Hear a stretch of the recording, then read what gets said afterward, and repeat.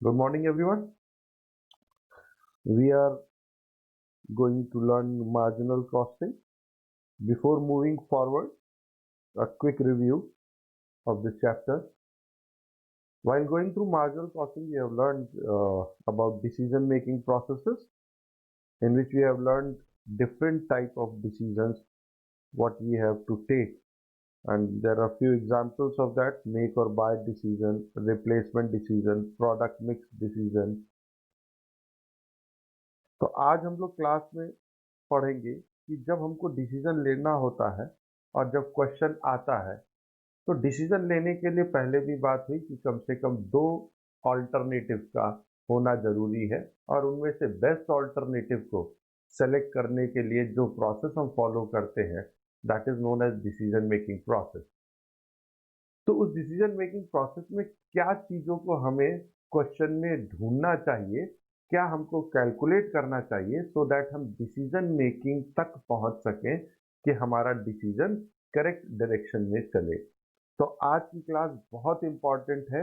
मैं आपको बताऊंगा कि किस क्वेश्चन में क्या कहेगा और उसके कहने के हिसाब से हम किन चीज़ों को कैलकुलेट करेंगे। तो उससे पहले हम लोग ये जानना चाहें किस तरह के डिसीजन थे, तो हम लोगों ने डिसीजन में ये वन बाय वन स्टार्ट करेंगे और आज कुछ मैं चीज़ें आपको बताऊंगा, वो आप ध्यान से अपने पास नोट कर लें सो दैट जब भी कभी हमें क्विक रिवीजन करना हो तो अपने सामने इस बात को रखें कि कैसे हम क्वेश्चन जो आया है डिसीजन मेकिंग प्रोसेस में किन फैक्टर्स को हमें कैलकुलेट करना चाहिए। तो we start with decision making process. So we are going to start with decision making process. Different situations we are going to discuss it. In last class हमने पढ़ा था about, पढ़ा नहीं था हम लोग कह सकते हैं, हम लोग लास्ट क्लास में डिस्कस कर रहे थे about limiting factor। और लिमिटिंग फैक्टर्स की बात करें तो लिमिटिंग फैक्टर का मतलब होता है कंस्ट्रेंट। वो सारे रिसोर्सेस जिनको हम मैनेज नहीं कर सकते हैं वो हमारे लिए कहलाते हैं कंस्ट्रेंट्स। और इन्हीं कंस्ट्रेंट्स को ध्यान में रखकर जब हम कोई डिसीजन लेते हैं तो वो हमारा डिसीजन मेकिंग प्रोसेस का हिस्सा होगा। For example, if we are going to produce any product और इस प्रोडक्ट को मैन्युफैक्चर करते समय हमको मटेरियल चाहिए, वी हैव टू नीड, हमको लेबर चाहिए, मशीन चाहिए, बहुत तरह की चीजें हैं। तो हो सकता हो मेरे पास सफिशिएंट लेबर आवर्स अवेलेबल हो, लेबर अवेलेबल हो, सफिशिएंट मशीन आवर्स अवेलेबल हो, बट हमारे पास मटेरियल केवल 10,000 kg ही अवेलेबल है। इट मीन्स हम 10,000 kg से ज्यादा मटेरियल अरेंज नहीं कर सकते हैं। In that case material is a limiting factor. अब हमको जो भी डिसीजन लेने हैं किसी लिमिटिंग फैक्टर के हिसाब से ही लेने हैं। सिमिलरली हमने दूसरा रिसोर्स लिखा लेबर आवर्स। अब हमारे पास सफिशिएंट मटेरियल अवेलेबल है जो हमें मैक्सिमम प्रोडक्शन के लिए चाहिए।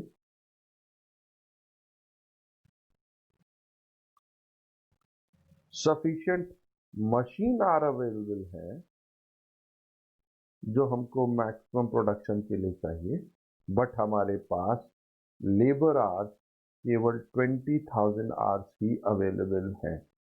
इन 20,000 आवर्स से ज़्यादा हम लेबर हमारे पास अवेलेबल नहीं है। उस केस में labour is a limiting factor. It means हमको जो भी डिसीजन लेना है वो लेबर आवर्स को ध्यान में रखते हुए लेना। इसी तरह से अगर हम मशीन आवर्स की बात करें, we have sufficient material, we have sufficient labour hours, but machine hours केवल 15,000 अवेलेबल है। It means now machine hours are limiting factor.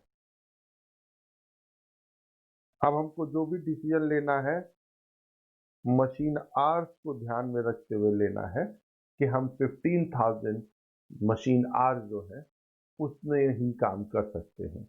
और हम लोगों ने कॉस्टिंग के स्टार्ट में पढ़ा था जो हमारे पास रिसोर्सेज अवेलेबल हैं उन रिसोर्सेज का हमें बेस्ट एंड ऑप्टिमम यूज करना है या यूटिलाइजेशन करना है। इट मीन्स अगर मटेरियल लिमिटिंग फैक्टर है तो हमारी कोशिश होगी कि मटेरियल 100% यूज हो जाए और उसका बेस्ट हो। लेबर लिमिटिंग फैक्टर है तो भी सेम ऑब्जेक्टिव होगा कि मैक्सिमम जितने लेबर आवर्स अवेलेबल हैं उनका बेस्ट और ऑप्टिमम यूज हो, और अगर मशीन आवर्स हैं तो भी उनका बेस्ट और ऑप्टिमम यूज होना चाहिए। तो इन लिमिटिंग फैक्टर्स को ध्यान में रखते हुए हमने कहा कि हम प्रोडक्ट मिक्स, पहला हमारा decision about product mix. Product mix का मतलब भी हम लोगों ने कहा था कि अगर एक फैक्ट्री है जो 3 तरह के प्रोडक्ट्स बनाती है, product A, product B, product C, maximum demand जो है उसको ध्यान में रखते हुए हम प्रोडक्ट ए की 10,000 यूनिट्स मैक्सिमम प्रोड्यूस कर सकते हैं, इसकी 7,000 कर सकते हैं, इसकी 12,000 कर सकते हैं। ये क्वेश्चन में दिया, this is given in the question. Question arise होता है कि इसमें से कौन से प्रोडक्ट की हम कितनी यूनिट्स बनाएं सो दैट हमारा जो अल्टीमेट ऑब्जेक्टिव है प्रॉफिट का वो मैक्सिमम हो जाए। Keeping in mind about limiting factor. इसका मतलब हम अपना प्रॉफिट मैक्सिमाइज करना चाहते हैं, लेकिन इस बात को ध्यान में रखते हुए कि हमारा लिमिटिंग फैक्टर क्या है। इस लिमिटिंग इसका मतलब प्रोडक्ट मिक्स के केस में, और अगर उसमें लिमिटिंग फैक्टर दिया हुआ है तो हमारा ऑब्जेक्टिव होना चाहिए कि लिमिटिंग फैक्टर का बेस्ट और ऑप्टिमम यूज करते हुए अपने प्रॉफिट को मैक्सिमाइज करना, ये हमारा बेस्ट डिसीजन होगा कि कैसे हम लिमिटिंग फैक्टर को ध्यान में रखते हुए प्रोडक्ट मिक्स को कर सकते हैं।